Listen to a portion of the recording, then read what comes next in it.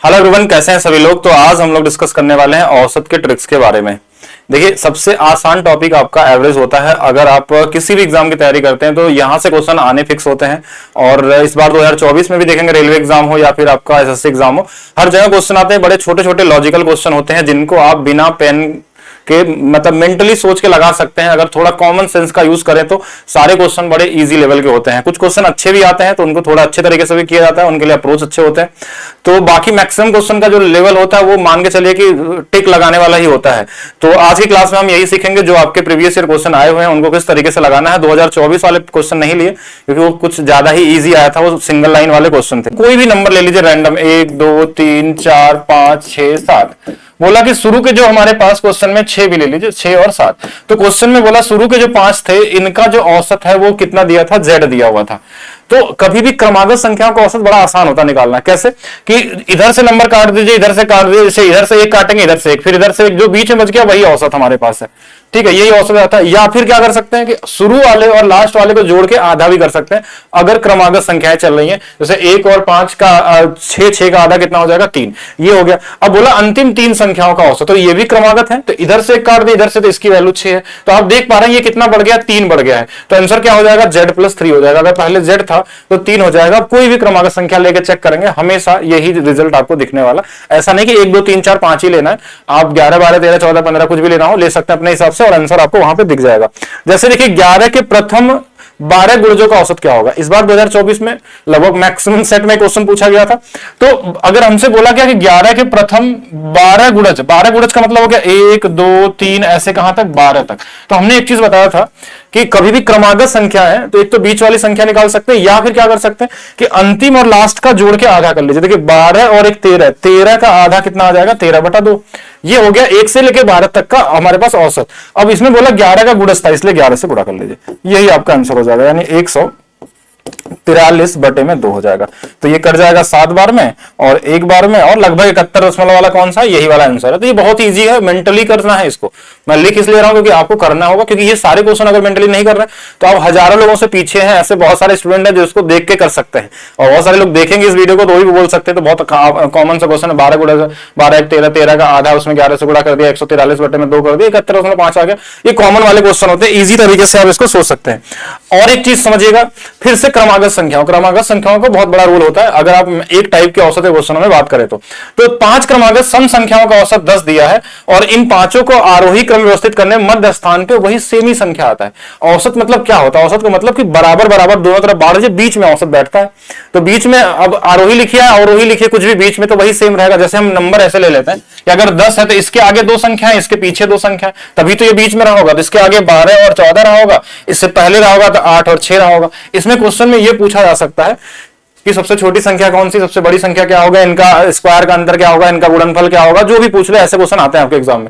लेकिन अगर इसको हम इधर से अरेंज करें या इधर से अरेंज करें, ये जगह प्लेस चेंज नहीं होती है। तो कभी भी अगर क्रमागत संख्याओं में जो औसत होता है वो बदलता नहीं है, ठीक है। तो हमेशा वो अपना पोजीशन सेम ही रखेगा। तो यहां पे क्या रहेगा, हमारे पास 10 ही आंसर आने वाला है। नेक्स्ट क्वेश्चन देखिएगा, ये भी पूछा गया था कि 7 संख्याओं का औसत 53 है। बाद में यह पाया गया गलती से 58 की जगह हमने 16 रुपए पढ़ लिया था, 58। तो ये देखिए कितना कम पढ़ लिया गया था। तो बोलेंगे 42 कम हो गया। ये 42 कम पड़ गया, मतलब अगर इसको सही करेंगे तो 42 ज्यादा देना पड़ेगा, तो औसत बढ़ जाएगा। यानी अगर मान लीजिए आपने पैसे बांट रहे थे, उसमें आपने कम पैसे बांट दिए, तो जो ज्यादा पैसा अगर वापस को सही करना हो तो सबके पास थोड़ा थोड़ा और पैसा बढ़ने वाला था। ये जो 42 है सब में बटेगा। कितने लोग हैं, 7 लोग, तो 6 से औसत बढ़ जाएगा, 6 बढ़ जाएगा तो ये 59 हो जाएगा। ये भी मेंटली सॉल्व करने वाला क्वेश्चन है, लिखने की जरूरत नहीं है।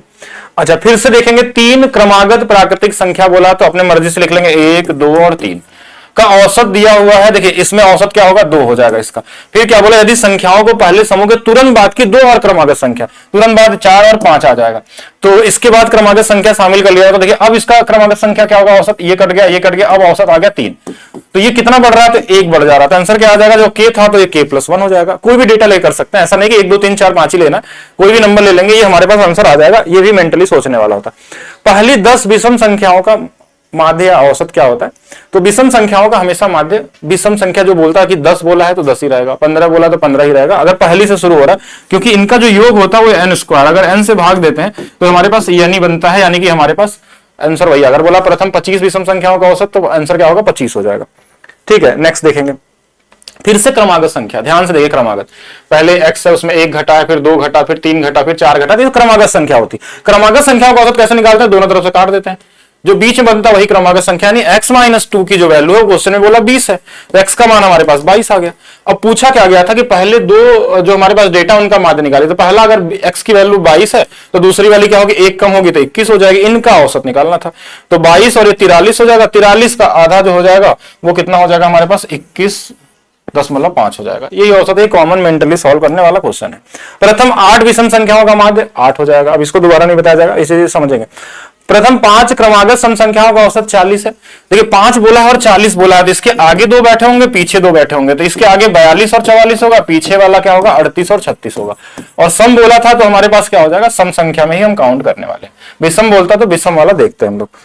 नेक्स्ट देखिए 7 के प्रथम 20 गुणजों का औसत, माइंड में लगाए 20 गुणज, यानी 20 एक 21/2, 21/2 में 7 से गुणा करना है, तो 21/2 में बस 7 से गुणा करना है, 7 से गुणा कर लीजिए, यही आंसर हो जाएगा। 7 7 दूना 14, इसका आधा कर लीजिएगा। फिर से देखिए 7 बार चला जाएगा, 2 से 3 बार चला जाएगा, फिर लगभग 73.5 वाला आपका आंसर हो जाएगा।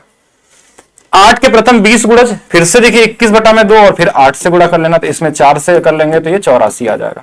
मतलब अब ये मेंटली होने लगेगा जैसे जैसे प्रैक्टिस करते जाएंगे। 9 के प्रथम 30 गुणज का, 30 का मतलब 30 और 1 31, 31/2, इसमें 9 से गुणा कर लेंगे, ये वाला हमारे पास, तो 2 से भाग दे देंगे, ये कितना आ जाएगा हमारे पास, 2 1 कम 2 3 6, 2 9 18, लगभग 139 वाला कौन सा है, ये वाला है। 5 क्रमागत संख्याओं का औसत 10 है, बीच वाली संख्या कौन सी होगी, हमने क्या बोला, औसत ही तो बीच में बैठता है, तो बीच वाली संख्या अगर 10 औसत है तो 10 ही बीच में होगा, ये कॉमन हो गया। ये ऐसे क्वेश्चन आपके एग्जाम में पूछे गए थे और पूछे भी जाएंगे। 5 क्रमागत संख्याओं का औसत 100 दिया है, तो देखिए 100 अगर यहां पे है तो इसके आगे 2 और इसके आगे, क्योंकि देखिए 5 बोला है तो 102 104, पूछा क्या था, पहली संख्या बोला था, तो ये 98 96, ये कैसे हो गया कि पहली संख्या ज्ञात की 5 क्रमागत संख्याओं का, अच्छा 5 क्रमागत बोला, सम नहीं है इस बार, ध्यान समझिएगा, इस बार सम संख्या नहीं बोला, तो इसके आगे 101 होगा, 102 होगा, इसके पहले वाला 99 होगा और 98 होगा, क्योंकि इस बार सम नहीं था तो आंसर क्या होगा, 98 हो जाएगा, 98 हो जाएगा, इजी था। 100 छात्रों की एक कक्षा में एक विशेष प्रकार का औसत अंक जो दिया है विशेष विषय में 25 है, 50 छात्रों वाली एक दूसरी कक्षा में विषय का प्राप्त औसत अंक 7 है। देखिए ये दूसरा टाइप क्वेश्चन का शुरू हो गया औसत में। दूसरा टाइप में क्या होता है हमारे पास कि कुछ ग्रुप अलग अलग दिए होते हैं, उन ग्रुप का डेटा पहले लिखते हैं कि पहले में 100 छात्र हैं, दूसरे वाले में 50 छात्र, इनका अनुपात बनाइए, सबसे पहला काम है। अगर ये कटने वाले नंबर है तो इनका अनुपात बना लीजिए, एक कॉमन तरीके से हो गया। इसका औसत दिया था क्वेश्चन में कितना, 25 दिया था, और इनका औसत जो दिया दूसरे वाले का 70 दिया था, 70 दिया था। अब हमको सबका औसत चाहिए तो हम जेएसएम मेथड लगा सकते हैं कि अगर हम छोटे वाले वैल्यू को ले लिया कि 25 है तो हम देखेंगे इससे ये कितना ज्यादा है, तो आप बोलेंगे ये इससे ज्यादा, आपसे कितना हो जाएगा हमारे पास, 45 ज्यादा हो गया। अच्छा यहां से हमारे पास 35 ज्यादा हो गया, तो ये वाली वैल्यू जब हमने देखा यहां से 35 नहीं 45 ही ज्यादा होगा, तो ये 45 ज्यादा है, तो इसमें 45 में कितने लोग हैं, 1 लोग है, तो 1 से गुणा करेंगे, अब टोटल 3 से भाग दे देना है, तो ये 15 आ जाएगा, 15 और जोड़ देंगे यानी 40 हो जाएगा। अगर इस तरीके से कर लिया तो ठीक है, नहीं तो इसका और बहुत सारे तरीके हो सकते हैं, आप एलिगेशन का यूज कर सकते हैं कि एक तरफ 25 है एक तरफ 70 है, इन दोनों के बीच वाली वैल्यू चाहिए, इनका अनुपात 2 और 1 का दिया है, इसकी वैल्यू आप 40 निकाल सकते हैं। दूसरा इसके अलावा तरीका लगा सकते हैं, 2 और 1 का अनुपात है 3 है, इसमें 25 से गुणा होगा, इसमें 70 से गुणा होगा, इसमें x से गुणा कर लेंगे, ये 50 होगा, ये 70 होगा, ये वाला 3x हो जाएगा, तो x की वैल्यू 40 आ जाएगी। तो किसी भी तरीके से कर लीजिए, एक ही चीज है, और जेएसएम भी लगा लेंगे, औसत का डेविएशन मेथड बोलते हैं इसको, तो ये बहुत कॉमन तरीके से भी लग जाता है अगर जैसा क्वेश्चन होगा। जैसे ये भी डेविएशन वाला है कि अब देखिए इसमें अनुपात यही बना लीजिए 1 2 3, यानी इनका अनुपात 1 2 3 का है, संख्याओं का ग्रुप अलग अलग रहेंगे, इसमें 50%, इसमें 60%, इसमें 70%, सब मिला कितने हैं, 6 लोग हैं, तो इनका हमको चाहिए था। छोटे वाले वैल्यू को ले लेते हैं आंसर में, छोटा वाला वैल्यू तो ये बोलेंगे 10 ज्यादा है, 10 दूना 20। अच्छा इसमें ये कितना 20 ज्यादा है, 20 दूना 60, तो ये 60 और इसको भाग दे देना है सभी को जोड़ के 6 से, यानी कि 50 ये हो गया, ये 80/6, तो लगभग ये कितना आ जाएगा, 13.33 के आसपास हो जाएगा, यही ना, तो 50 3 63.33 आपका आंसर हो जाएगा, 63.33 अप्रॉक्स आंसर आएगा वो ये वाला हो जाएगा। इजी क्वेश्चन था ये भी, जेएसएम से यूज करेंगे और इसको लगाएंगे। अच्छा एक और टाइप आता है आपके एग्जाम में कि जैसे 5 छात्रों के समूह में, ये इनकमिंग आउटगोइंग एंड रिप्लेसमेंट वाले 3 टाइप बनते हैं एक ही टाइप के क्वेश्चन में। ये कभी कोई औसत में ग्रुप में शामिल हो जाता है, कोई ग्रुप से बाहर आ जाता है, कोई इंटरचेंज भी करता है, रिप्लेसमेंट भी होता है, 3 टाइप के क्वेश्चन बनते हैं। तो इसमें देखिए क्या बोला, 5 छात्रों के समूह में परीक्षा दी और क्वेश्चन में दिया कि एक और छात्र बाद परीक्षा देने के बाद समूह में शामिल हो गया, उसके अंकों को शामिल करने से औसत अंक 2 की वृद्धि हो गई। यानी कि किसी के आने से औसत बढ़ रहा है, इसका मतलब वो ज्यादा नंबर लेके आया होगा जो पहले से रहा होगा। तो 2 बढ़ा था और इसके आने से 6 लोग हो गए, 2 बढ़ा 6 लोग, मतलब 6 लोगों को 2 ज्यादा दिया, यानी 6 दूना 12 वो अंक ज्यादा लेके आया होगा। बस इतना ही समझना है। कम लेके आता तो कम भी बोल सकते थे। ये फिर से वो पुराना वाला क्वेश्चन है कि 7 और 3 का अनुपात हमारे पास दिया है, लड़के लड़कियों का, इनका औसत कितना दिया 65 और इनका दिया है कितना 72। तो दोनों मिला के हमको 10 का चाहिए था, तो हम छोटे वाले नंबर को ले लेंगे। इससे कितना ज्यादा तो बोलेंगे 7 ज्यादा है, तो 7 गुणे 3 21, इसको भाग दे देंगे 10 में, तो ये 65 प्लस 2.1 यानी कि 67.1 कौन सा वाला होगा। अब इसमें एलिगेशन लगा लीजिए, गुणा कर लीजिए, जैसे भी चाहे उस तरीके से कर सकते हैं। देखिए यहाँ पे भी वही सेम है, 4-5 का अनुपात है, इसकी वैल्यू 75 दिया है और इसकी वैल्यू कितनी दी है 82 दिया हुआ है, और टोटल 9 लोगों का चाहिए था हमको। तो 75 प्लस देखिए ये कितना ज्यादा है, तो अब ये यहां से देखेंगे 7 ज्यादा है, 7 पचे 35, 35 को 9 से भाग दे देंगे तो 75, ये 9 गुणे 3 27 हो जाएगा, और यहां से हमारे पास 3 8 बच जाएगा। तो लगभग अगर देखा जाए तो अप्रोक्स 9 टाइम्स जाएगा, लेकिन होगा तो वही, तो 78.8 या 9 भी बोल सकते हैं, लगभग 78.89 के आसपास वाला होगा।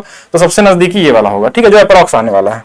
बाकी और भी चेक कर लीजिए, देखिए और ये भी क्वेश्चन सेम है, 2 3 5 दिया हुआ है, इसकी वैल्यू 60 है, इसकी वैल्यू 70 है, इसकी वैल्यू चाहिए तो 60 दिया है, इससे कितना ज्यादा है 10 ज्यादा है, 10 गुणे 3 30, 30 में 5 से भाग दे देंगे तो ये कितना हो जाएगा 66 हो जाएगा। ठीक है, ऐसे बहुत सारे क्वेश्चन। देखिए 19 छात्रों समूह में परीक्षा दी गई, एक छात्र शामिल हुआ जिसके वजह से 1.5 अंक बढ़ा है, तो 19 पहले से थे, एक और आ गया तो 20 होगा, 20 में 1.5 गुणा करेंगे यानी कि 30 नंबर से बढ़ जाएगा। ठीक है, ये इजी वाले क्वेश्चन है। अच्छा, इसके बाद भी क्वेश्चन था ना, चाहिए 2 अंक बढ़ जाता है, 7 छात्रों के समूह में एक परीक्षा था, 2 अंक बढ़ गया यानी 7 8 गुना 16, 16 वाला हो जाएगा ये। और 35 का 15 दिया है। अब 35 विद्यार्थियों के 15 वर्ष औसत आयु थी, लेकिन क्या हुआ कि एक लोग आने से 1 बढ़ गया। क्वेश्चन में क्या बोला कि 1 वर्ष आयु बढ़ गई, 1 बढ़ गया यानी कि पहले 35 थे, एक और आया था टीचर तो 36 हो गया, यानी कि वो 36 ज्यादा लेके आया था। किससे? इस 15 से। 15 से 36 जोड़ लेंगे, हमारे पास कितना आ जाएगा 51। तो वही सेम क्वेश्चन है, ऐसे अभी बहुत सारा टाइप है। तो एक बार हम लोग और भी वीडियोस का बनाएंगे, औसत एक पार्ट में हो भी नहीं सकता, तो 2 पार्ट करेंगे, तब इसके सारे टाइप कवर होंगे। जैसे क्रिकेट वाले क्वेश्चन आते हैं, टेम्परेचर वाले क्वेश्चन आते हैं, वो मतलब पैटर्न तो सब में सेम ही लगाना है, लेकिन बस उसके क्वेश्चन के टाइप को प्रैक्टिस करने से थोड़ा बेहतर हो जाता है चीजें, किस तरीके से हमको करना है। कुछ इसी में ऐसे क्वेश्चन आते हैं जहां पे क्वेश्चन बनते हैं, मैक्सिमम लोग क्वेश्चन बनाते हैं बुक में, लेकिन उसको भी डायरेक्ट कर सकते हैं। ऑलरेडी वीडियो पड़ा होगा लेकिन आप ढूंढ नहीं पा रहे होंगे।